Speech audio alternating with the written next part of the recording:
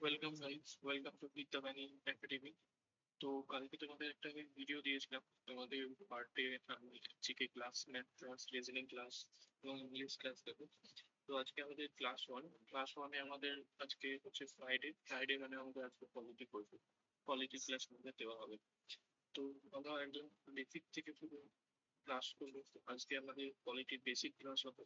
বেসিকের পর থেকে দিনে আমরা ডেপ্থের দিকে যাবো। তো এই ক্লাসগুলো কাদের জন্য উপযোগী হবে? এই ক্লাসগুলো যারা WBP, KP, MTS, CHS, CGL যারা দেবে তাদের জন্য খুব উপকারী হবে।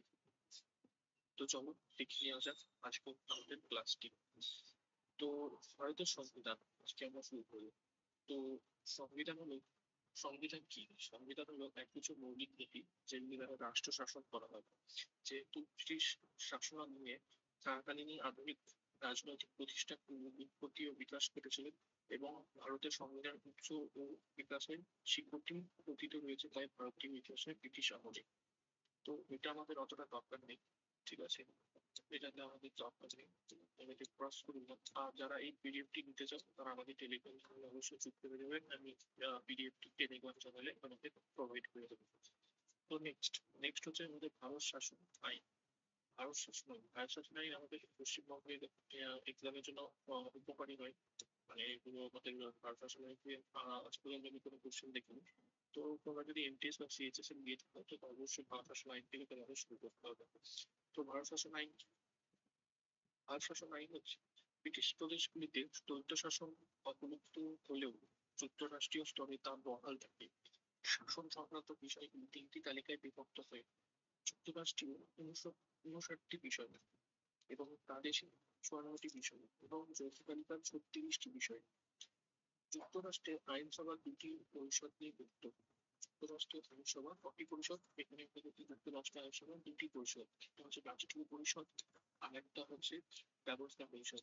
ইংলিশ টার্মসগুলো আমাদের জানতে হবে। কাউন্সিল অফ স্টেট মানে রাষ্ট্রীয় পরিষদ এবং ব্যবস্থা পরিষদ মানে ফেডারেল অ্যাসেম্বলি, ঠিক আছে? এবং নেক্সট হচ্ছে এই আইনে যুক্তরাষ্ট্রীয় আদালতের ফেডারেলের কথাও বলা হয়। মানে হচ্ছে ভারত শাসন আইনে আমরা দেখবো যে যুক্তরাষ্ট্রীয় আদালত ফেডারেল কোর্টেরও কথা বলা হয়েছে, ঠিক আছে? এবং সাম্প্রদায়িক প্রতিনিধিত্বের উপর ভিত্তি করে অনুন্নত সাম্প্রদায়িক মহিলা ও শ্রমিকদের জন্য পৃথক নির্বাচনের ব্যবস্থাও করা হয়েছে। এবং ভারতীয় রিজার্ভ ব্যাংক গঠনের উল্লেখযোগ্য ভূমিকা নেয় কোন শাসন? এখান থেকে প্রশ্ন আসতে পারে। এই যে ভারতীয় রিজার্ভ ব্যাংকের গঠনে উল্লেখযোগ্য ভূমিকা নেয় কোন শাসন?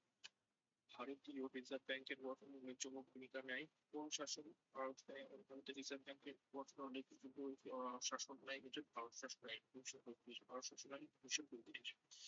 নেক্সট হচ্ছে ফেডারেল পাবলিক সার্ভিস কমিশন এবং যুগ্ম লোকসেবা আয়োগ প্রতিষ্ঠার কথা বলা হয়। তো এটা আমাদের অতটা ইম্পর্টেন্ট, এটা না হলেও আমাদের চলবে। নেক্সট নেক্সট হচ্ছে আমি বলবো ক্যাবিনেট মিশন পরিকল্পনা। তো এটা very very important. Cabinet mission থেকে আমাদের কোশ্চেন আসে, ভেরি ভেরি ইম্পর্টেন্ট।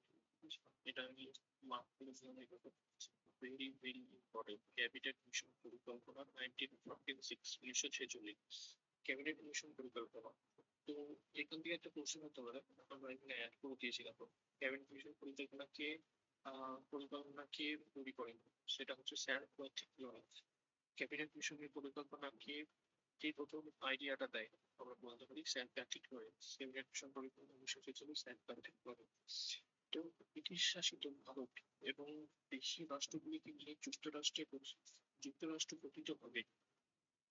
ব্রিটিশ শাসিত ভারত ওই দেশীয় রাষ্ট্রগুলিকে নিয়ে যুক্তরাষ্ট্র গঠিত হবে। কেন্দ্রের হাতে পররাষ্ট্র ও প্রতিরক্ষা যোগাযোগ ব্যবস্থা থাকবে। আবার বলছি, ব্রিটিশ শাসিত ভারত ও দেশীয় রাজ্যগুলিকে নিয়ে যুক্তরাষ্ট্র গঠিত হবে। ব্রিটিশ শাসিত ভারত এবং দেশীয় রাষ্ট্রগুলিকে নিয়ে যুক্তরাষ্ট্র গঠিত হবে। কেন্দ্রের হাত কেন্দ্রের হাতে মানে কেন্দ্রের হাতে পররাষ্ট্র প্রতিরক্ষা যোগাযোগ ব্যবস্থা থাকবে। এবং সেকেন্ড পয়েন্টে বলা হয়েছে প্রদেশগুলিকে পররাষ্ট্র, দেশরক্ষা, যোগাযোগ ব্যবস্থা ছাড়াও অন্যান্য বিষয়ে আইন প্রণয়নের ক্ষমতা দেওয়া হবে। ক্যাবিনেট মিশনে এগুলো উল্লেখ করা হয়েছিল এবং ক্যাবিনেট মিশন হয়েছিল স্যার প্যাট্রিক লরেন্স এই চিন্তাধারাটা নিয়ে এসেছিল। তখন এই নিয়ম কানুনগুলি বলা হয়েছিল সেই সময়। এবং ভারতের প্রদেশগুলিকে অ, অ এবং ক তিনটি বিভাগে বিভক্ত করা হবে বলে স্থির করা হয়। এবং পরিকল্পনায় বলা হয় ভারতের সংবিধান সভা বা গণপরিষদ দ্বারা একটি যুক্তরাষ্ট্রীয় সংবিধান রচিত হবে। ঠিক আছে, তো আমরা কিছু ইম্পর্টেন্ট এখানে নোটস দেখে নিই। মাউন্ট ব্যাটেনের পরিকল্পনা। মাউন্ট ব্যাটেনের পরিকল্পনা এগুলো বলা হচ্ছে ব্রিটিশ সরকার কর্তৃক ভারত বিভাগের নীতি নিতে হবে।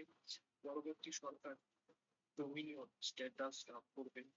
ভারতে ব্রিটিশ কমনওয়েলথ থেকে পৃথক থাকার অধিকার উচ্চ থাকবে। 1947 সালে ভারতীয় স্বাধীনতা আইন 3 জুন প্ল্যানের উল্লেখিত প্রস্তাবগুলি বাস্তবে দেখা যায়। ঠিক আছে, নেক্সট ভারতীয় স্বাধীনতা আইন 1947। এখান থেকে আমরা কোনগুলি যেগুলি দেখা হলো হাইলাইট করা আছে, এগুলো একটু বেশি ইম্পর্টেন্ট হচ্ছে, এগুলো আমি হাইলাইট করে আমাকে রেখেছি তোমাদের জন্য। তো ভারত সচিবের দপ্তরে মহারানী শাসনের অবসান হয়। এখান থেকে ধরো টেস্ট বা সিএইচএসএল বা সিজিএল এর জন্য তোমাদের কোশ্চেন আসতেই পারে। ভারত সচিবের দপ্তরে মহারানী শাসক হয় মহারানী শাসনের অবসান হয় কত সালে? এটা মনে রাখবেন 1947 সালে যেদিন দেশ শাসন হয় সেদিন মহারানীর অর্থাৎ মহারানীর শাসনের অবসান শেষ হয়ে যায়। নেক্সট বলেছে এই আইনে ভারত ও পাকিস্তান দুটি পৃথক গণপরিষদের কথা বলা হয়েছে। এই আইনে ভারত ও পাকিস্তানের দুটি পৃথক গণপরিষদের কথা বলা হয়েছে। ঠিক আছে, মানে 1947 সালে যখন আমরা জানি যে ভারত এবং পাকিস্তান দুটি আলাদা বিভক্ত হয়ে যায় দুটি দেশ।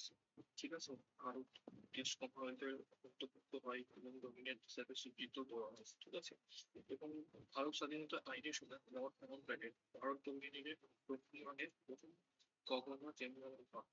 Lord Lord Mountbatten Bharat ডমিনিয়নের প্রথম গভর্নর জেনারেল হন। 1947 সালে প্রথম গভর্নর জেনারেল কে হন? 1947 সালে প্রথম গভর্নর জেনারেল হন লর্ড মাউন্ট ব্যাটেন ভারত ডোমিনিয়নের প্রথম গভর্নর জেনারেল হিসেবে নিযুক্ত হন। আবার বলছি, লর্ড মাউন্ট ব্যাটেন ভারতের ডোমিনিয়নের প্রথম গভর্নর জেনারেল হন। নেক্সট এখানে বলা হয়েছে 1947 খ্রিস্টাব্দে 15 আগস্ট থেকে ভারতকে একটি স্বাধীন সার্বভৌম রাষ্ট্র হিসেবে ঘোষণা করা হয়। 1947 খ্রিস্টাব্দে 15 আগস্ট থেকে ভারতকে একটি স্বাধীন সার্বভৌম রাষ্ট্র হিসেবে গ্রহণ করা হয়। 1947 খ্রিস্টাব্দে 15 আগস্ট থেকে ভারতকে একটি স্বাধীন সার্বভৌম রাষ্ট্র হিসেবে ঘোষণা করা হয়। অন্তর্বর্তীকালীন সরকার 1947 অন্তর্বর্তীকালীন সরকার মানে আমাদের দেশের যে সংবিধান অন্তর্বর্তীকালীন 1947 গঠন করা হয়েছিল সেখানে বলা হয়েছে ব্রিটিশ শাসন থেকে স্বাধীন ভারতের তাদের ক্ষমতা হস্তান্তর উদ্দেশ্যে 1947 খ্রিস্টাব্দে 2রা সেপ্টেম্বর সদ্য নির্বাচিত ভারতীয় গণপরিষদ থেকে ভারতের অন্তর্বর্তীকালীন সরকার গঠন করা হয়। তারপর আমাদের বলা হয়েছে ভারতের সংবিধান রচনা। তো এটা হচ্ছে ভেরি ভেরি ইম্পর্টেন্ট। ভারতের সংবিধান রচনা ভেরি ভেরি ইম্পর্টেন্ট, এটা একদম মিস করবে না। ঠিক আছে, আর এই পিডিএফটা আমারও বলছি তোমরা যদি এই পিডিএফটা নিতে চাও তো আমরা টেলিগ্রাম চ্যানেলে তোমাদেরকে প্রোভাইড করে দেবো, তোমরা টেলিগ্রাম চ্যানেল থেকে পেয়ে যাবে। তো এখানে বলা হয়েছে ক্যাবিনেট মিশনের পরিকল্পনা অবশ্যই 1946 খ্রিস্টাব্দে নভেম্বর মাসে গণপরিষদ করা হয়। এটা গ্রিন কালারে যেটা আছে মানে বুঝে নেবে এটা সব থেকে বেশি ইম্পর্টেন্ট। এখন বলতে ক্যাবিনেট মিশনের পরিকল্পনা 1946 খ্রিস্টাব্দে নভেম্বর মাসে ক্যাবিনেট মিশন পরিকল্পনা কত সালে? 1946 সালের নভেম্বর মাসে। ক্যাবিনেট মিশন পরিকল্পনা কত সালে গঠিত হয়? 1946 গঠন করা হয় 1946 সালের নভেম্বর মাসে। 1946 সালের নভেম্বর মাসে গঠন করা হয়। এবং এই পরিষদে ক্যাবিনেট মিশন মানে ক্যাবিনেট মিশন বা সংবিধান রচনা এই দুটো ভারত সংবিধান রচনা ভারত সংবিধান রচনা মশালে গঠিত। কিন্তু সাবরেজের ভারত সংবিধান রচনা 1946 খ্রিস্টাব্দে নভেম্বর মাসে গণপরিষদের গঠন করা হয়। আবার বলছেন ভারত সংবিধানের রচনা 1946 খ্রিস্টাব্দে নভেম্বর মাসে গণপরিষদ গঠন করা হয়। এবং এই পরিষদের মোট ক্যাবিনেট মিশনের পরিকল্পনার মোট সদস্য ছিল 300। নব্বই জন 389, 399 জন 389, 389 পরিষদের সদস্য ছিল 389, 389। তারপর বলা হয়েছে তার মধ্যে 296 জন ব্রিটিশ আহ, আহ, ভারতের প্রতিনিধি হিসাবে নির্বাচিত হয়েছে।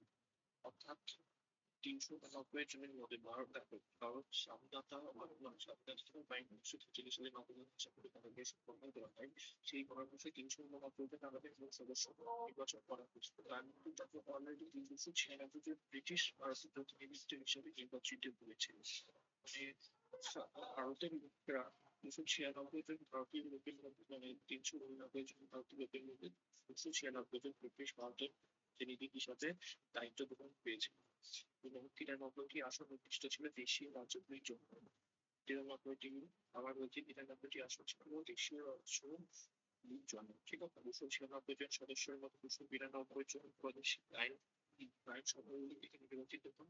296 জন সদস্যদের মধ্যে 292 জন প্রাদেশিক আইনগুলি থেকে নির্বাচিত হন এবং বাকি 4 জন ছিলেন চিফ কমিশনের অধীনস্থ deputy Kashmir mayor, British Balochistan প্রতিনিধি প্রদেশের প্রতিনিধিরা।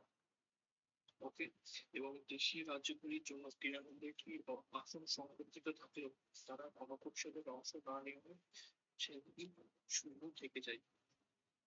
ঠিক আছে, 93টি আসন সংরক্ষিত থাকলেও 93টি আসন সংরক্ষিত থাকলেও তারা গণপরিষদের অংশ না নেওয়া সেগুলি শূন্য হয়ে যায়। নেক্সট হচ্ছে গণপরিষদের প্রথম অধিবেশন কত সালে? এটা very very important, very very very very খুব কোশ্চেনে আসে। ঠিক আছে, গণপরিষদের প্রথম অধিবেশন কত সালে হয় বা ভারত সংবিধানের রচনা কত সালে অনুষ্ঠিত হয়? গণপরিষদ গণপরিষদের প্রথম অধিবেশন অনুষ্ঠিত হয় 9 ডিসেম্বর 1946। পরবর্তী প্রথম 9 ডিসেম্বর 1946, 9 ডিসেম্বর 1946, 9 ডিসেম্বর 1946 প্রথম অধিবেশন বসে। গণপরিষদ পরবর্তী এসেছিল নভেম্বর মাসে, 1946 সালে নভেম্বর মাসে গঠিত। 1946 নভেম্বর মাসে প্রথম অধিবেশন হয় 9 ডিসেম্বর 1946, 9 ডিসেম্বর 1946। নেক্সট এখানে বলা হয়েছে 1947 সালের 14ই আগস্ট ভারত ডোমিনিয়নের সার্বভৌম গণপরিষদের হিসেবে আবারও সদস্য সম্মিলিত হন। 1947 সালে, এটা অনেক ইম্পর্টেন্ট হয়, তার জন্য আমরা নাটকীয় হবে। নেক্সট এখানে বলা হচ্ছে সংবিধানের চূড়ান্ত রূপে দিতে সময় লেগেছিল। সংবিধান ইন্ডিয়ান কনস্টিটিউশন তৈরি করতে কতদিন সময় নেয়? 2 বছর 11 মাস 8 দিন। 2 বছর 11 মাস 8 দিন। কোশ্চেনে এরকম আসতে পারে এই 2 বছর 11 মাস 8 দিন এটা না বলে তবে প্রায় 3 বছর, প্রায় 2 বছর, প্রায় 1 বছর। তোমরা অপশনে যদি এটা আসে তাহলে দেবে প্রায় 3 বছর। সংবিধানের চূড়ান্ত রূপ পেতে সময় লেগেছিল 2 বছর 11 মাস 18 দিন। সংবিধানের চূড়ান্ত রূপ পেতে সময় লেগেছিল 2 বছর 11 মাস 18 দিন। গণপরিষদের প্রথম গণপরিষদের প্রথম অধিবেশন গণপরিষদের প্রথম অধিবেশন বসে 13 ডিসেম্বর 1946। কিন্তু তোমাদের প্রশ্ন আসতে পারে স্যার আপনি যে বললেন গণপরিষদের প্রথম অধিবেশন অনুষ্ঠিত হয় 9 ডিসেম্বর 1946, আবার এখানে কেন দেখাচ্ছে গণপরিষদের প্রথম অধিবেশন হয় 13 ডিসেম্বর 1946? তো গণপরিষদের প্রথম যে অধিবেশনটা 9 ডিসেম্বর যেটা হয় 1946 সালে, এই অধিবেশনে কিন্তু আমাদের মানে এখানে দুজন আমাদের উপদেষ্টা থাকে। একটা হচ্ছে নামগুলো আমার ঠিক এই মুহূর্তে মনে পড়ছে না, আমি তোমাদের বলে দেবো পরে পরবর্তী ভিডিওতে। ঠিক আছে, প্রথম যে ব্যক্তিটি ছিলেন সচ্চিদানন্দ সিনহা। সচ্চিদানন্দ সিনহা, তারপর সচ্চিদানন্দ সিনহা স্থায়ী সভাপতি ছিলেন। স্থায়ী সভাপতি রূপে তোমরা কমেন্টে জানাবে স্থায়ী সভাপতি রূপে কাকে নিয়োগ করা হয়, সেই ব্যক্তিটি করতে হবে। কমেন্ট সেকশন তোমরা জানাবে। ঠিক আছে, তো প্রথম অধিবেশন হয় 9 ডিসেম্বর 1946 সালে এবং গণপরিষদের প্রথম অধিবেশন, যেখানে জওহরলাল নেহরু উদ্দেশ্য সংক্রান্ত প্রস্তাব অবজেকশন রেজলিউশনে উত্থাপন করেন। 13 ডিসেম্বর 1946, 13 ডিসেম্বর 1946, গণপরিষদের প্রথম অধিবেশনে 13 ডিসেম্বর 1946 সালে জওহরলাল নেহরু উদ্দেশ্য সংক্রান্ত প্রস্তাব অবজেকশন রেজলিউশন ইংলিশ এবং বাংলা দুটোই নাম কিন্তু মনে রাখবে। ইংলিশ যদি কোনো কোশ্চেন দিয়ে দেয় যে অবজেকশন রেজলিউশন কে উত্থাপন করেন বা অবজেকশন রেজলিউশন কে তৈরি করেন, এবং যদি তুমি ইংলিশটা না জানো কিন্তু কোনো সমস্যায় যুক্ত দেয় অবজেকশন রেজলিউশন আছে জওহরলাল নেহরু উদ্দেশ্য সংক্রান্ত প্রস্তাব। উদ্দেশ্য সংক্রান্ত প্রস্তাব কত সালে প্রণীত? 13ই ডিসেম্বর 1946। মনে করে প্রথম অধিবেশন 13ই ডিসেম্বর 1943। 1946 জওহরলাল নেহরু উদ্দেশ্য সংক্রান্ত প্রস্তাব অবজেক্টিভ রেজলিউশন উত্থাপন করেন। তো নেক্সট এখানে বলা হচ্ছে গণপরিষদের যথেষ্ট বিচার এবং বিবেচনা ও বিতর্কের পর 22শে জানুয়ারি 1947 এই প্রস্তাব গৃহীত হয়। গণপরিষদে যথেষ্ট বিচার বিবেচনা ও বিতর্কের পর 22শে জানুয়ারি 1947 এই প্রস্তাব গৃহীত হয়। নেক্সট এই লাইনটা দেখুন ভালো করে। 9ই ডিসেম্বর 1946। 9ই ডিসেম্বর এই যে এই ডেটটা 9ই ডিসেম্বর 1946 এই যেটা ডেটটা দেওয়া হলো 9ই ডিসেম্বর 1946 সালে প্রথম অধিবেশনের গণপরিষদের প্রথম সভাপতি এবং অস্থায়ী রূপে তিনি ছিলেন সুচিদানন্দ সাহা। কিন্তু পরে ডক্টর রাজেন্দ্র প্রসাদ এবং এইচ.সি. রচনার পরামর্শ সভাপতি এবং সহসভাপতি ডক্টর রাজেন্দ্র প্রসাদ সভাপতি, ডক্টর রাজেন্দ্র প্রসাদ সভাপতি এবং অস্থায়ী গণপরিষদের সভাপতি সহ-সভাপতি হচ্ছে পেন্সিল চিফ অফ পেন্সিল হচ্ছে হরেন্দ্র কুমার মুস্তফা। হরেন্দ্র কুমার মুখোপাধ্যায়। হরেন্দ্র কুমার মুখোপাধ্যায়। হরেন্দ্র কুমার মুখোপাধ্যায়। হরেন্দ্র কুমার মুখোপাধ্যায়। ঠিক আছে। নেক্সট এখানে তখন বলা হয়েছে স্যার বিএন রাও গণপরিষদের উপদেষ্টা হিসেবে নিযুক্ত হন।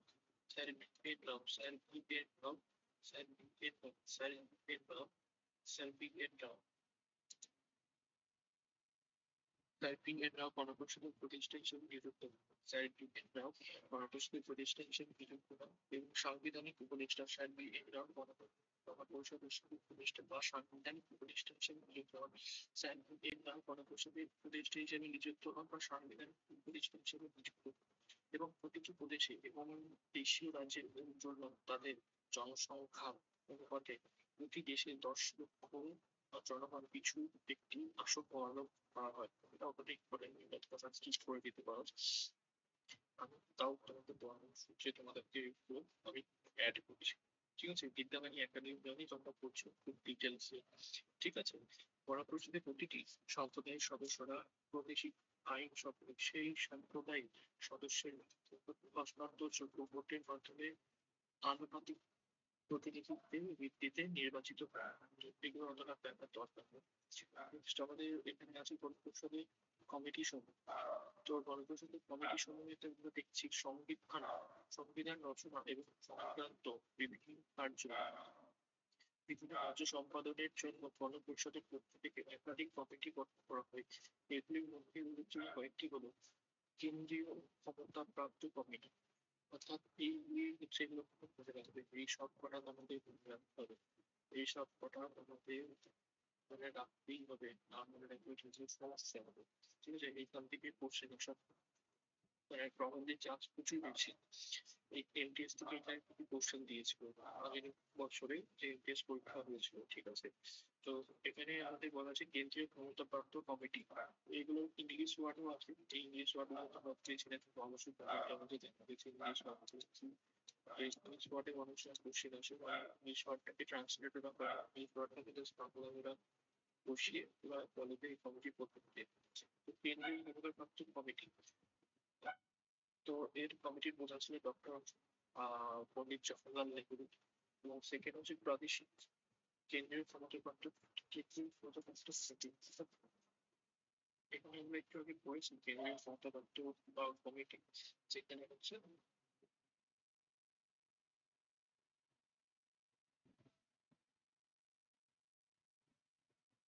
কেন্দ্রীয় ক্ষমতাপ্রাপ্ত কমিটি এবং উদ্দেশ্য সংক্রান্ত প্রস্তাব অর্থাৎ অবজেক্টিভ রেজলিউশন কমিটি। এই দুটোর অর্থাৎ এই দুটো আর নিচে আর একটা দেখা হচ্ছে প্রাদেশিক শাসন শাসনতন্ত্র প্রাদেশিক শাসনতন্ত্র কমিটি। এই তিনটে কিন্তু মনে রাখবেন। আবারও বলছি, অবজেক্টিভ রেজলিউশন এসব সংক্রান্ত প্রস্তাব কেন্দ্রীয় ক্ষমতাপ্রাপ্ত কমিটি হচ্ছে পন্ডিত জওহরলাল নেহরু প্রাদেশিক শাসনতন্ত্র প্রাদেশিক শাসনতন্ত্র সম্পর্কিত কমিটি রাজ্যগুলির মধ্যে মধ্যস্থতার জন্য গঠিত কমিটি। এগুলো হচ্ছে পন্ডিত জওহরলাল নেহরু। প্রাদেশিক গঠনতন্ত্র কমিটি, প্রাদেশিক গঠনতন্ত্র কমিটি এবং মৌলিক অধিকার। এই যে এই লাইনগুলো না ভালো করে ভেরি ভেরি ইম্পর্টেন্ট, এগুলো থেকে আসে কোশ্চেন। সেই জন্য বলছি না যে ওপরগুলো থেকে বেশি সবই এইগুলো হচ্ছে বারবার রিপিটেড কোশ্চেন আসে, তার জন্য আমি বলছি, ঠিক আছে। প্রাদেশিক গঠনতন্ত্র কমিটি আর মৌলিক অধিকার, সংখ্যালঘু, আদিবাসী এবং বাদ পড়া অন্যান্য ক্ষেত্রে সংক্রান্ত উপদেষ্টা কমিটি হচ্ছে সরকার পর্যায়ে ঘটে। প্রাদেশিক গঠনতন্ত্র কমিটি, প্রাদেশিক গঠনতন্ত্র কমিটি মৌলিক অধিকার, সংখ্যালঘু এবং এখানে কোশ্চেন আসলে সংখ্যালঘু কমিটির উপদেষ্টা কমিটির প্রধান বা উপদেষ্টা কে ছিলেন সরকার বল্লভভাই প্যাটেল। প্রাদেশিক গঠনতন্ত্র কমিটি, প্রাদেশিক গঠনতন্ত্র কমিটির উপদেষ্টা কে ছিলেন, প্রাদেশিক গঠনতন্ত্র কমিটির উপদেষ্টা ছিলেন সরকার বল্লভভাই প্যাটেল। এবং মৌলিক অধিকার, মৌলিক অধিকার কমিটির উপদেষ্টা কে ছিলেন, মৌলিক অধিকার কমিটির উপদেষ্টা মৌলিক অধিকার সরকার বল্লভভাই প্যাটেল। এবং আদিবাসী বাদ পড়া অন্যান্য ক্ষেত্র সংক্রান্ত উপদেষ্টা কমিটি ছিল সরকার বল্লভভাই প্যাটেল। মেন যে ভেরি ভেরি ইম্পর্টেন্ট, এটা মানে কতবার কোশ্চেন এসে পড়ার বাইরে। নেক্সট হচ্ছে খসড়া কমিটি বা ড্রাফটিং কমিটি, এটা ইংলিশ বাংলা দুটোই মনে রাখবো। খসড়া কমিটি বা ড্রাফটিং কমিটি, খসড়া কমিটি হচ্ছে ডক্টর বি আর আম্বেদকর, ড্রাফটিং কমিটি যদি বলেন ডক্টর বি আর আম্বেদকর এর প্রধান। খসড়া কমিটি বা ড্রাফটিং কমিটি কর্ম পরিচালনা, নিয়মানুষ্ঠান, কর্ম পরিচালনা, নিয়মানীতি সংক্রান্ত কমিটি, কর্ম পরিচালনা, কর্ম পরিচালনা নিয়মানীতি সংক্রান্ত কমিটি, কর্ম পরিচালনা নিয়মানীতি, কর্ম পরিচালনার নিয়ম নীতি সংক্রান্ত কমিটি হচ্ছে ডক্টর রাজেন্দ্র প্রসাদ। কর্ম পরিষদের কার্যনির্বাহী কমিটি ডক্টর জি বি মাভালাঙ্কার। কর্ম পরিষদের কার্যনির্বাহী কমিটি কর্ম পরিচালনা হচ্ছে ডক্টর রাজেন্দ্র প্রসাদ। ডক্টর রাজেন্দ্র প্রসাদ হচ্ছে কর্ম পরিচালনার নীতি সংক্রান্ত। খসড়া কমিটি ডক্টর বি আর আম্বেদকর। কর্ম পরিচালনা ডক্টর রাজেন্দ্র প্রসাদ, ডক্টর রাজেন্দ্র প্রসাদ কে ছিলেন, ডক্টর রাজেন্দ্র প্রসাদ প্রথম স্থায়ী সভাপতিত্ব ছিলেন, প্রথম স্থায়ী সভাপতি কত ডক্টর রাজেন্দ্র প্রসাদ 11ই ডিসেম্বর 1946, 11ই ডিসেম্বর 1946। এবং কর্মপরিচালনা যেটা আবার বললাম ডক্টর রাজেন্দ্র প্রসাদ। গণপরিষদের গণপরিষদ কার্যনির্বাহী কমিটি, গণপরিষদ কার্যনির্বাহী কমিটি হচ্ছে জি বি মাভালাঙ্কার। জি বি মাভালাঙ্কার। গণপরিষদ কার্যনির্বাহী কমিটি হচ্ছে জি বি মাভালাঙ্কার। গণপরিষদ কার্যনির্বাহী কমিটি হচ্ছে জি বি মাভালাঙ্কার, জি বি মাভালাঙ্কার। এবং স্টিয়ারিং কমিটি হচ্ছে doctor Rajendra Prasad, doctor Rajendra Prasad steering committee এবং কর্ম পরিচালনা নিয়মাবলী সংক্রান্ত কমিটি, কর্ম পরিচালনা নিয়মাবলী সংক্রান্ত কমিটি। নেক্সট খসড়া কমিটি। খসড়া কমিটিটা আপনি ভালো করে দেখতে হবে, খসড়া কমিটি বা ড্রাফটিং কমিটি। খসড়া কমিটি বা ড্রাফটিং কমিটি, খসড়া কমিটি হচ্ছে 1947 খ্রিস্টাব্দে 29শে আগস্ট গণপরিষদের একটি খসড়া কমিটি গঠন করে। খসড়া কমিটি কে তৈরি করেন? খসড়া কমিটি হচ্ছে ডক্টর বি আর আম্বেদকর। ডক্টর বি আর আম্বেদকর হচ্ছে আমাদের ভারতের কনস্টিটিউশনের প্রথম যে যিনি আমাদের কনস্টিটিউশন তৈরি করেছিল, ঠিক আছে। 1947 খ্রিস্টাব্দে 29শে আগস্ট গণপরিষদের একটি খসড়া কমিটি গঠন করেন। 1947 খ্রিস্টাব্দে 29শে আগস্ট গণপরিষদ একটি খসড়া কমিটি গঠন করেন। 1947 খ্রিস্টাব্দে 29শে আগস্ট গণপরিষদ একটি খসড়া 1947 খসড়া কমিটি কত সালে গঠিত হয়? ড্রাফটিং কমিটি 1947 এটা ভেরি ভেরি ইম্পর্টেন্ট। খসড়া কমিটির সদস্য হিসেবে সব সদস্য 7 জন। খসড়া কমিটির সদস্য ছিল 7 জন। 1947 খ্রিস্টাব্দে 29শে আগস্ট গণপরিষদের একটি খসড়া কমিটি গঠন করে। 1947 খসড়া কমিটি গঠন। 1947 খ্রিস্টাব্দে 29শে আগস্ট খসড়া কমিটি গঠন করে। 1947 খ্রিস্টাব্দে 29শে আগস্ট গণপরিষদের একটি খসড়া কমিটি গঠন করে। এই খসড়া কমিটির প্রধান সভাপতিত্ব ছিলেন ডক্টর বি আর আম্বেদকর এবং মোট সদস্য 7 জন। এই সদস্য সংখ্যা 7 জন থেকে বছর আসতে পারেন, কারণ যখন কমিশন বেড়েছে দ্বিতীয় করে না দেওয়ার কিছু। এই সদস্য কনস্টিটিউশন কিরকম টাইপের নির্মিত নিচে নির্মিত মধ্যে কোনটি খসড়া কমিটি খসড়া কমিটির মধ্যে একজন ছিলেন না, এরকম কোশ্চেন আসতে পারে, ঠিক আছে। তখন তোমরা বলবে যখন এই নামগুলো যদি না জেনে নাও তখন সমস্যা হতে পারে। এখানে আমাদের এন প্রোগ্রামার সঙ্গে একদম কে এম মিক্সি শরিয়াত মোহাম্মদ সাইদুল্লাহ আল্লাহ বিষ্ণু সামিত রিয়া পরবর্তী হইতেন পরবর্তী কৃষ্ণচারী, মানে পরবর্তী কৃষ্ণচারী এখানে প্রথমে হয় পরবর্তী কৃষ্ণচারী এবং এর মৃত্যু পরবর্তী এন মাধবরাও। ঠিক আছে।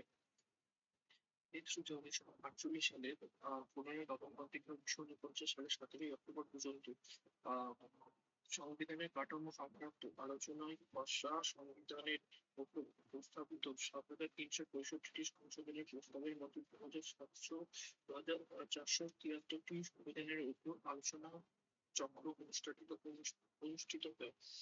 1949 সালে 1949 সালের 16 নভেম্বর সংবিধানের কাঠামো সংক্রান্ত তৃতীয় আলোচনা শেষ হয়। 1949 সালের 16 নভেম্বর সংবিধান কাঠামো তৃতীয় আলোচনা শেষ হয়। এই সাংবিধানিক খসড়া কমিটি 1949 সালের 16 নভেম্বর সংবিধানের কাঠামো দেওয়ার সংক্রান্ত আলোচনা শেষ হয়। 1949 সালের 17 নভেম্বর শুরু হয় তৃতীয় আলোচনা। তৃতীয় আলোচনা খসড়া দ্বিতীয় আলোচনা 17 নভেম্বর। 16 নভেম্বর তৃতীয় পর্ব শেষ হয়। 17 নভেম্বর 1946 1950 দ্বিতীয় আলোচনা শুরু হয়। নেক্সট বলছে 26 নভেম্বর 1949 সালে গণপরিষদের একটি প্রস্তাবনা।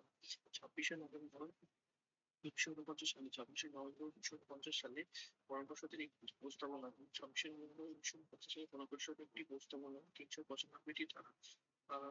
26 নভেম্বর 1950 সালে গণপরিষদের একটি প্রস্তাবনা অর্থাৎ 26 নভেম্বর 1949 সালে গণতন্ত্রের একটি প্রস্তাবনা এবং 395টি ধারা এবং 8টি তফসিলি ধারাকে সংসদে গৃহীত হয়। প্রথম তালিকা হচ্ছে প্রথম 395টি ধারা, একটি প্রস্তাবনা, 8টি তফসিল এবং 8টি তফসিল সহ সংবিধান অনুসরণ করে 1926 জানুয়ারি সংবিধান একটু ভুল বলেছি। 26 নভেম্বর 1949 সালে গণপরিষদের একটি প্রস্তাবনা 395টি ধারা, তফসিল সহ ভারতের সংবিধানে গৃহীত হয়। 1950 সালের 26 জানুয়ারি থেকে এই সংবিধান কার্যকরী হয়ে যায়। 1950 সালের 26 জানুয়ারি থেকে এই সংবিধান কার্যকরী হয়। 1950 সালের 26 জানুয়ারি এই সংবিধান কার্যকরী হয়। 1950 সালের 26 জানুয়ারি এই সংবিধান কার্যকরী হয়। তাহলে আমার সংবিধান কত সাল থেকে কার্যকরী হয়? গৃহীত হয় 26 নভেম্বর 1950, গৃহীত 1950, 26 নভেম্বর 1950, 26 নভেম্বর গৃহীত হয় 1950, 26 নভেম্বর গৃহীত হয় 1950 সালে 26 নভেম্বর গৃহীত হয় 1950, 26 নভেম্বর তফসিল এবং একটি প্রস্তাবনা এবং কার্যকর হয় কত সালে? কার্যকর হয় হচ্ছে 1950 সালের 26 জানুয়ারি, মানে 1 বছর পরে, 1 বছর নয়, তার সামনের বছরই এটা কার্যকরী হয়েছে। মানে আমাদের ইন্ডিয়াতে ভারতে এটা কার্যকর করা শুরু হয়ে যায়। যতগুলো আমাদের ধারা 1995টি ধারা, 8টি তফসিল, এগুলো আমাদের কার্যকর হয়ে যায় সেখানে 26 জানুয়ারি। এটা হচ্ছে 26 নভেম্বর 1950। এখানে নিচে কিছু আমরা লাইন দেখছি যেখানে হচ্ছে সংবিধান লাগু 1950 খ্রিস্টাব্দে 26 জানুয়ারি থেকে বলবৎ করা হয় এবং সংবিধান বলবৎ করার জন্য এই দিকটি বিশেষভাবে বেছে নেওয়া হয়। কারণ 1930 খ্রিস্টাব্দে এই দিকটিতেই স্বরাজ স্বরাজ স্বরাজ দিবস পালিত হয়েছিল। স্বরাজ দিবস করার সময় পালিত হয়েছিল। এটা অন্তত ইম্পর্টেন্ট নয়, কিন্তু কেস বা সিএইচএস এর সিরিজে বলা কঠিন ছিল। 1930 খ্রিস্টাব্দে এই দিনটিতে পূর্ণ স্বরাজ দিবস পালিত হয়েছিল। লাহোর কংগ্রেসের 1929 সিদ্ধান্ত গৃহীত হয়। ভারত দিবস 1929 সিদ্ধান্তে গৃহীত হয়। নেক্সট হচ্ছে স্বাধীন ভারতের প্রথম মন্ত্রিসভার সদস্য। তো আমরা তো জানি প্রথম আমাদের প্রধানমন্ত্রী, পররাষ্ট্র প্রধানমন্ত্রী জওয়াহরলাল নেহরু, পররাষ্ট্র বিষয়ে সম্পর্ক বৈজ্ঞানিক গবেষণা জওয়াহরলাল নেহরু, এগুলো ভারপ্রাপ্ত ছিলেন। পরবর্তী করতে এটা হচ্ছে সর্দার বল্লভভাই প্যাটেল। তার ভারপ্রাপ্ত বিভাগ ছিল উপপ্রধানমন্ত্রী, স্বরাষ্ট্র, তথ্য ও সম্প্রচার প্রদেশ বিষয়ে। এবং হচ্ছে ডক্টর রাজেন্দ্র প্রসাদ, খাদ্য ও কৃষি। ডক্টর রাজেন্দ্র প্রসাদ ছিলেন ভারপ্রাপ্ত হচ্ছে খাদ্য ও কৃষি। এবং যুক্ত হচ্ছে মৌলানা আব্দুল কালাম আজাদ, শিক্ষা বিষয়।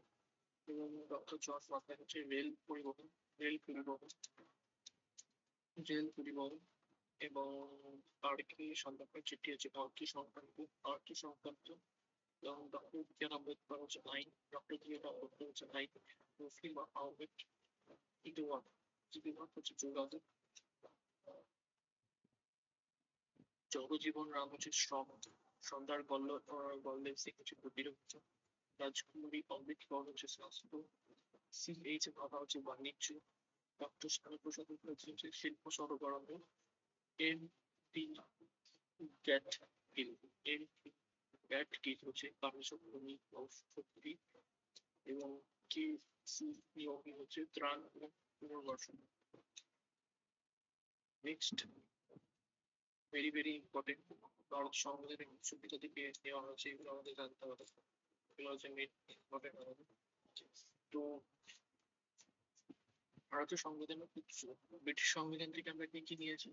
ব্রিটিশ সংবিধান থেকে আমরা নিয়েছি বিভিন্ন পদ, সেগুলি কার্যকর সংক্রান্ত ব্যবস্থা, বিভিন্ন পদ নির্বাচন সংসদীয় শাসন ব্যবস্থা করে থেকে নিয়েছে, সংসদীয় শাসন ব্যবস্থা ব্রিটিশ সংবিধান থেকে, সংসদীয় শাসন ব্যবস্থা করে থেকে নিয়েছে, সংসদীয় শাসন ব্রিটিশ সংবিধান থেকে নেওয়া হচ্ছে, সংসদীয় শাসন ব্যবস্থা ব্রিটিশ সংবিধান থেকে নিয়েছে, সংসদীয় শাসন ব্যবস্থা ব্রিটিশ সংবিধান থেকে নেওয়া হচ্ছে, সংসদীয় শাসন ব্যবস্থা ব্রিটিশ সংবিধান থেকে নেওয়া হয়েছে, সংসদীয় শাসন ব্যবস্থা হচ্ছে ব্রিটিশ সংবিধান থেকে নেওয়া হচ্ছে।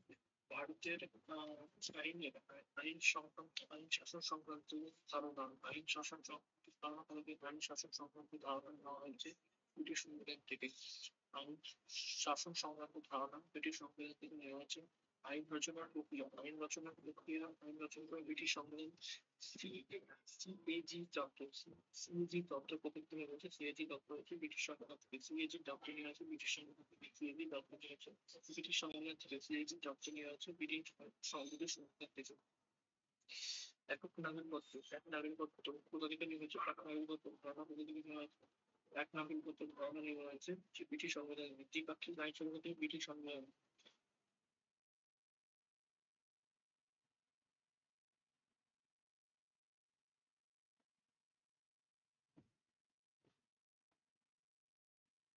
আবারও বলছি, সংসদীয় শাসন ব্যবস্থা কোথা থেকে নেওয়া হয়েছে? সংসদীয় শাসন ব্যবস্থা হচ্ছে ব্রিটিশ সংবিধান থেকে।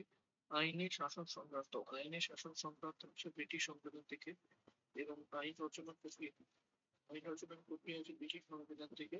সিএজি তত্ত্ব হচ্ছে ব্রিটিশ সংবিধান, এক নাগরিকত্ব হচ্ছে ব্রিটিশ সংবিধান থেকে, বিশিষ্ট আইনসভা হচ্ছে ব্রিটিশ সংবিধান থেকে। আমেরিকা যুক্তরাষ্ট্রের সংবিধান, মার্কিন যুক্তরাষ্ট্র, আমেরিকা যুক্তরাষ্ট্রের সংবিধান, মার্কিন যুক্তরাষ্ট্র, আমেরিকা থেকে ব্রিটিশ বিধিকালে আমেরিকা নমিনি মার্কিন যুক্তরাষ্ট্র, আমেরিকা যুক্তরাষ্ট্রের সংবিধান, মৌলিক অধিকার ধারণা, মৌলিক অধিকারের ধারণা থাকবে, মৌলিক অধিকারের ধারণা হচ্ছে আমেরিকা থেকে, মৌলিক অধিকারের ধারণা আমেরিকা থেকে, মৌলিক অধিকারের ধারণা আমেরিকা থেকে, মৌলিক অধিকারের ধারণা আমেরিকা থেকে, মৌলিক অধিকারের ধারণা আমেরিকা যুক্তরাষ্ট্র সংবিধান থেকে, মৌলিক অধিকার, মৌলিক অধিকার হচ্ছে আমেরিকা থেকে, মৌলিক অধিকার হচ্ছে আমেরিকা থেকে,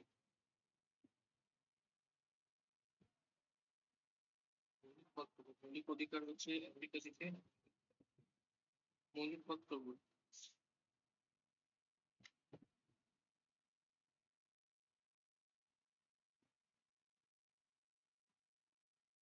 অধিকারের ধারণা হচ্ছে আমেরিকা থেকে, বিচার ব্যবস্থা পর্যালোচনা, বিচার ব্যবস্থার স্বাধীনতা, লিখিত সংবিধান আমেরিকা থেকে নেওয়া হয়েছে, প্রস্তাবনা হচ্ছে আমেরিকা থেকে, উপরাষ্ট্রপতির পদ হচ্ছে আমেরিকা থেকে নিচ্ছে। আয়ারল্যান্ড, আয়ারল্যান্ড আয়ারল্যান্ড থেকে রাষ্ট্র পরিচালনা নির্দেশ করা, আয়ারল্যান্ডের রাষ্ট্র পরিচালনা টিপিএসপি, আয়ারল্যান্ড থেকে হচ্ছে টিপিএসপি রাষ্ট্র পরিচালনা নির্দেশ করা সম্ভব, আয়ারল্যান্ডের আবার স্পেন থেকে আয়ারল্যান্ড রাষ্ট্র পরিচালনা নির্দেশ করা, এটা থেকে এমপি এসে ওয়ার্কস করতে পারে। আয়ারল্যান্ড হচ্ছে আবার এটি স্পেন থেকে গ্রহণ করেছিল, আয়ারল্যান্ড এটি স্পেন থেকে গ্রহণ করেছিল। নির্বাচন পদ্ধতি, রাষ্ট্রপতি নির্বাচন আয়ারল্যান্ড থেকে নির্বাচিত রাষ্ট্রপতি, রাজ্যসভা রাষ্ট্রপতি দ্বারা সদস্য মনোনয়ন হচ্ছে আয়ারল্যান্ড থেকে নেওয়া হয়েছে। কানাডার সংবিধান থেকে নিচ্ছে, যুক্তরাষ্ট্রের কানাডা সংবিধান, যুক্তরাষ্ট্রীয় সরকার কানাডার সংবিধান থেকে রয়েছে, শক্তিশালী কেন্দ্রীয় সরকার সহ যুক্তরাষ্ট্রীয় ব্যবস্থাপতি তার ধারণা এবং কেন্দ্র কর্তৃক রাজ্যের রাজ্যপাল নিয়োগ উপেক্ষা এলাকা। তৎকালীন সোভিয়েত রাশিয়া থেকে নেওয়া হয়েছে। তৎকালীন সোভিয়েত রাশিয়ার মৌলিক কথা এবং পঞ্চবার্ষিক পরিকল্পনা হচ্ছে রাশিয়া থেকে পঞ্চবার্ষিক পরিকল্পনার মৌলিক কথা এবং ন্যায় বিচার হচ্ছে রাশিয়া থেকে নেওয়া হয়েছে। অস্ট্রেলিয়ার সংবিধান থেকে নেওয়া হয়েছে যৌথ তালিকা। অস্ট্রেলিয়ার সংবিধান থেকে নেওয়া হয়েছে যৌথ তালিকা, ব্যবসা বাণিজ্য সংক্রান্ত ব্যবস্থা, ব্যবসা বাণিজ্য সংক্রান্ত সংসদের যৌথ অধিবেশন, যৌথ তালিকা। যৌথ তালিকা হচ্ছে অস্ট্রেলিয়া থেকে ব্যবসা বাণিজ্য, এটা থেকে করতে পারে ব্যবসা বাণিজ্য সংক্রান্ত ব্যবস্থা হচ্ছে অস্ট্রেলিয়া থেকে। উপস্থাপনার ভাষা হচ্ছে অস্ট্রেলিয়া থেকে এবং সংশোধনের যৌথ অধিবেশন হচ্ছে অস্ট্রেলিয়া থেকে নেওয়া হচ্ছে। জার্মান সংবিধান জরুরি অবস্থা চলাকালীন মৌলিক অধিকার পাওয়া হচ্ছে জার্মানি থেকে। জার্মানি থেকে হচ্ছে মৌলিক অধিকার জার্মান থেকে হয়েছে। মৌলিক অধিকার কোথা থেকে নিয়ে এসেছো তোমরা এটা কমেন্টে আবার জানাবে। আমি এই মাত্র তোমাদেরকে পড়েছি, তোমরা আবার দেখতে জানাবে সে মৌলিক অধিকার কোথা থেকে নিয়েছে। মৌলিক অধিকার, ঠিক আছে? কমেন্টে অবশ্যই তোমরা জানাবে সে মৌলিক অধিকার কোথা থেকে নেওয়া হয়েছে। আবার কোশ্চেনটা তাও আমি বলে দিচ্ছি, মৌলিক অধিকার হচ্ছে আমেরিকা থেকে। মৌলিক অধিকার হচ্ছে আমেরিকা থেকে। মৌলিক অধিকার হচ্ছে আমেরিকা থেকে। মৌলিক অধিকার হচ্ছে আমেরিকা থেকে। মৌলিক কথা হচ্ছে রাশিয়া থেকে। মৌলিক কথা হচ্ছে রাশিয়া। দক্ষিণ আফ্রিকা। দক্ষিণ আফ্রিকার সংবিধান। দক্ষিণ আফ্রিকা হচ্ছে সংবিধান সংশোধনী পদ্ধতি দক্ষিণ আফ্রিকা থেকে নেওয়া হচ্ছে। সংবিধান সংশোধনী পদ্ধতি দক্ষিণ আফ্রিকা থেকে নেওয়া হচ্ছে। ফ্রান্সের সংবিধান। ফ্রান্সের সংবিধান থেকে এগুলো সাময়িক নীতি সংযুক্ত ধারণা নেওয়া হচ্ছে এবং জাপানের সংবিধান থেকে আমরা দেখি সুপ্রিম কোর্ট কার্য পরিচালনা নেওয়া হয়। জাপানের সংবিধান থেকে সুপ্রিম কোর্টের কার্য পরিচালনা। জাপানের সংবিধান থেকে জাপানের সংবিধান থেকে সুপ্রিম কোর্টের কার্য পরিচালনা নেওয়া হয়। তখন থেকে হচ্ছে সুপ্রিম কোর্টের কার্য পরিচালনা নিয়ে হয়।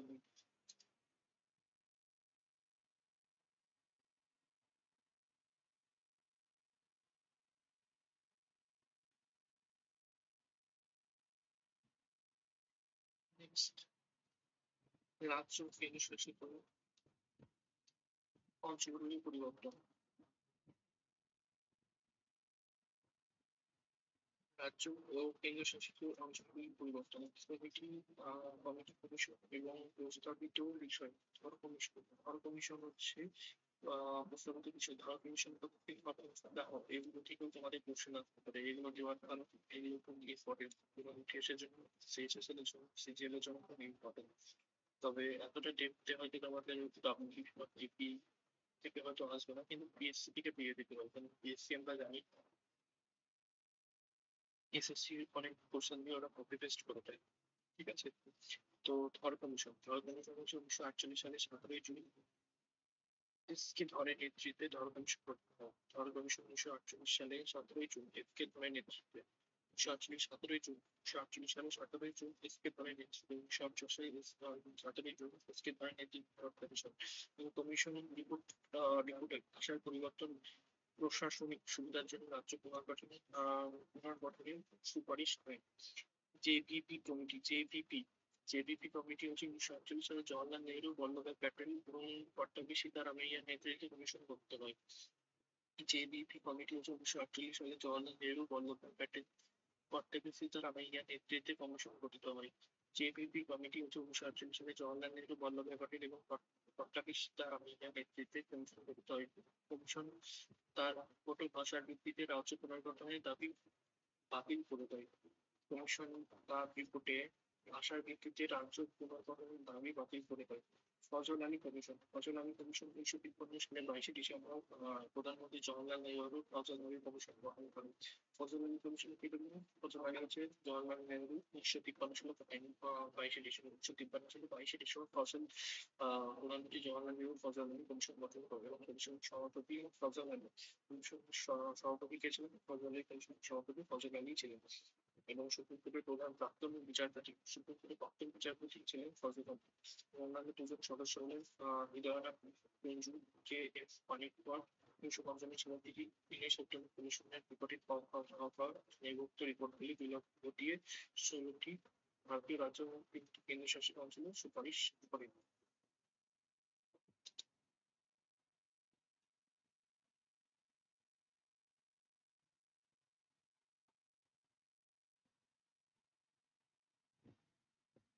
তো পরবর্তী হচ্ছে আমাদের রাজ্য পুনর্গঠন।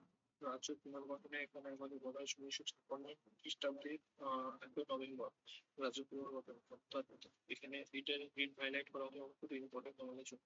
1956 খ্রিস্টাব্দে 1 নভেম্বর আমাদের 14টি রাজ্য, 14টি রাজ্য এবং 6টি কেন্দ্রশাসিত অঞ্চল গঠিত হয়। 1956 সালে প্রথম রাজ্য পুনর্গঠন হয় 1956 সালে 1 নভেম্বর। 1956 সালে রাজ্য পুনর্গঠন হয় 14টি রাজ্যে 6টি কেন্দ্রশাসিত অঞ্চল গঠিত হয়েছিল। 1956 খ্রিস্টাব্দে 1 নভেম্বর, 1956 খ্রিস্টাব্দে 1 নভেম্বর 14টি রাজ্যে এবং 6টি কেন্দ্রশাসিত অঞ্চলে গঠিত হয়। 1956 খ্রিস্টাব্দে 1 নভেম্বর ভারতের 14টি রাজ্য এবং 6টি কেন্দ্রশাসিত অঞ্চলে গঠিত হয়। 1956 সালে 1 নভেম্বর ভারতের 14টি রাজ্য এবং 6টি কেন্দ্রশাসিত অঞ্চলে গঠিত হয়। আবারও বলছি, 1956 খ্রিস্টাব্দে 1 নভেম্বর ভারতের 14টি রাজ্য এবং 6টি কেন্দ্রশাসিত অঞ্চলে গঠিত হয়। এবং 1953 খ্রিস্টাব্দে অন্ধ্রপ্রদেশ নতুন গঠিত হয়। 1953 সালে প্রথম অন্ধ্রপ্রদেশ গঠিত হয়। 1953 সালে প্রথম অন্ধ্রপ্রদেশ গঠিত হয়। 1953 সালে অন্ধ্রপ্রদেশ গঠন গঠিত হয়। 1953 সালে অন্ধ্রপ্রদেশ গঠন গঠিত হয়। 1956 সালে কেরালা গঠিত হয়। 1953 খ্রিস্টাব্দে 1953 খ্রিস্টাব্দে অন্ধ্রপ্রদেশ গঠিত হয়। 1953 খ্রিস্টাব্দে অন্ধ্রপ্রদেশ গঠিত হয়। 1956 খ্রিস্টাব্দে ফার্স্ট নভেম্বর ভারতের 14টি রাজ্য এবং 6টি কেন্দ্রশাসিত অঞ্চলে গঠিত হয়। এবং 1953 খ্রিস্টাব্দে অন্ধ্রপ্রদেশ গঠিত হয়। অন্ধ্রপ্রদেশ গঠিত হয়। 1956 খ্রিস্টাব্দে কেরালা গঠিত হয়। 1956 খ্রিস্টাব্দে কেরালা গঠিত হয়। 1956 খ্রিস্টাব্দে কেরালা গঠিত হয়। এবং 1957 খ্রিস্টাব্দে আসাম রাজ্যের উত্তর উত্তর পূর্বাংশ নিয়ে north eastern frontier agency NFRA বা আসামকে আগে নেপা বলে জানা হয়। ঠিক আছে, 1957 নেপা গঠিত হয়। 1957 নেপা গঠিত হয়। 1960 খ্রিস্টাব্দে মুম্বাইকে দ্বিখণ্ডিত করে গুজরাট এবং মহারাষ্ট্র গঠিত হয়। 1960 সালে মুম্বাইকে দ্বিখণ্ডিত করে 1960 সালে মুম্বাইকে দ্বিখণ্ডিত করে গুজরাট এবং মহারাষ্ট্র গঠিত হয়। 1963 খ্রিস্টাব্দে নাগাল্যান্ড অধিকৃত। 1963 সালে নাগাল্যান্ড যে পৃথক রাজ্য স্বীকৃত হয়। 1963 সালে নাগাল্যান্ড পৃথক রাজ্য স্বীকৃতি পায়। 1966 সালে পাঞ্জাব থেকে হরিয়ানা পৃথক। 1966 সালে পাঞ্জাব থেকে হরিয়ানা। 1966 সালে পাঞ্জাব থেকে হরিয়ানা পৃথক হয়ে যায় এবং চণ্ডীগড় কেন্দ্রশাসিত অঞ্চলে পরিণত হয় এবং চণ্ডীগড় কেন্দ্রশাসিত অঞ্চলে পরিণত হয়। এবং 1971 খ্রিস্টাব্দে কেন্দ্রশাসিত অঞ্চল হিমাচল প্রদেশ রাজ্য হিসেবে স্বীকৃত হয়। 1971 কেন্দ্রশাসিত অঞ্চল হিমাচল প্রদেশের রাজ্য হিসেবে স্বীকৃত হয়। 1971 কেন্দ্রশাসিত অঞ্চল হিমাচল প্রদেশের রাজ্য হিসেবে স্বীকৃত হয়। 1971 কেন্দ্রশাসিত অঞ্চল হিমাচল প্রদেশ রাজ্য হিসেবে স্বীকৃত হয় এবং 1971 সালে মণিপুর ত্রিপুরা মেঘালয় রাজ্যে স্বীকৃত হয়। 1971 সালে মণিপুর ত্রিপুরা মেঘালয় রাজ্যে স্বীকৃত হয় এবং 1974 সিকিম ভারতের সহযোগী রাজ্য পরিণত হয়। 1974 সালে সিকিম 1974 সালে সিকিম ভারতের সহযোগী রাজ্যে পরিণত হয় এবং 1975 সালে 36তম সংবিধান সংশোধনীর মাধ্যমে সিকিম ভারতের একটি স্বতন্ত্র রাজ্য হয়। 1975 সালে ১১তম সংবিধান সংশোধনীর দ্বারা সিকিম ভারতের স্বতন্ত্র রাজ্য। 1975 সালে 36তম সংবিধান সংশোধনীর দ্বারা 1975 সংবিধান সংশোধনীর দ্বারা সিকিম ভারতের স্বতন্ত্র রাজ্য হিসেবে গঠিত হয় এবং 1973 সালে মহীশূর রাজ্য কর্ণাটক হিসেবে পরিচিত হয়। 1973 সালে মহীশূর রাজ্য কর্ণাটক রাজ্যের হিসাবে পরিচিত হয়। 1987 সালে গোয়া রাজ্য হিসেবে স্বীকৃতি লাভ করে। 1987 গোয়া রাজ্য কখন 1987 সালে গোয়া রাজ্য স্বীকৃতি লাভ করে। 1987 এবং 1973 সালে মহীশূর রাজ্য কর্ণাটক রাজ্য হিসেবে পরিচিত হয়। 1987 সালে গোয়া রাজ্য হিসেবে স্বীকৃতি লাভ করে এবং 2000 সালে ছত্তিশগড়, এটা very very important, very very important. ঠিক আছে, 2000 সালে হচ্ছে ছত্তিশগড়, উত্তরাখণ্ড, ঝাড়খণ্ড। 2000 সালে ছত্তিশগড়, উত্তরাখণ্ড এবং ঝাড়খণ্ড এই তিনটি রাজ্য গঠিত হয়। তিনটি রাজ্য গঠিত হয়। এই তিনটি রাজ্য গঠিত হয়। তিনটি রাজ্য গঠিত হয়। তো ছত্তিশগড়, উত্তরাখণ্ড এবং ঝাড়খণ্ড তিনটি রাজ্য গঠিত হয়। 2014 সালে 2রা জুন অন্ধ্রপ্রদেশ ভেঙে তেলেঙ্গানা রাজ্য গঠিত হয়। 2014 সালে 2রা জুন অন্ধ্রপ্রদেশ ভেঙে তেলেঙ্গানা। 2014 সালে 2রা জুন নবগঠিত, যেটাকে বলে নবগঠিত রাজ্য। 2014 সালে 2রা জুন অন্ধ্রপ্রদেশ ভেঙে তেলেঙ্গানা রাজ্য। 2014 সালে 2রা জানুয়ারি থেকে মার্চ অব্দি মানে ছ মাস জানুয়ারি ফেব্রুয়ারি মার্চ এপ্রিল মে জুন 2014 অন্ধ্রপ্রদেশ থেকে তেলেঙ্গানা, অন্ধ্রপ্রদেশ থেকে তেলেঙ্গানা, অন্ধ্রপ্রদেশ থেকে তেলেঙ্গানা গঠিত হয় এবং 2019 সালে 31শে অক্টোবর জম্মু ও কাশ্মীর থেকে 2টি কেন্দ্রশাসিত অঞ্চল গঠিত হয়। 2019 সালে 31শে অক্টোবর জম্মু কাশ্মীর 2019 সালে 31শে অক্টোবর জম্মু কাশ্মীর থেকে 2টি কেন্দ্রশাসিত জম্মু কাশ্মীর ও লাদাখ। 2020 সালে 26শে নবদ্বীপ এবং নবভারতের কেন্দ্রশাসিত কেন্দ্রশাসিত গঠন করা হয়। নেক্সট এখানে বলেছে প্রথম ভাষাভিত্তিক রাজ্য কোনটা? প্রথম ভাষাভিত্তিক রাজ্য, এটা কিন্তু অনেক কিছু আসতে পারে। তখন দেখো বিদ্যাবাণী একাডেমিতে অবশ্য গুরুত্বপূর্ণ কোশ্চেন থেকে হিসাবে সেগুলো আমরা রেখেছি। ঠিক আছে। 1953 খ্রিস্টাব্দে অক্টোবর মাসে বাংলাদেশ বিদ্যালয় বঙ্গবন্ধু দম্পতি শ্রীরামামণি মৃত্যুর পর ভারত সরকার মাদ্রাজ প্রেসিডেন্স থেকে তেলুগু ভাষা অঞ্চলকে পৃথক করে ভারতের ভাষাভিত্তিক প্রথম ভাষাভিত্তিক রাজ্য হয়েছে অন্ধ্রপ্রদেশ। কত সালে? 2014 সালে 2রা জুন 2014 সালে 2রা জুন অন্ধ্রপ্রদেশ থেকে তেলেঙ্গানা। অন্ধ্রপ্রদেশ হচ্ছে প্রথম ভাষাভিত্তিক রাজ্য। অন্ধ্রপ্রদেশের প্রথম রাজধানী ছিল ফুটবল। হাইকোর্ট স্থাপনের দুই দেবে। হাইকোর্ট স্থাপনের দুই দেবে। ঠিক আছে।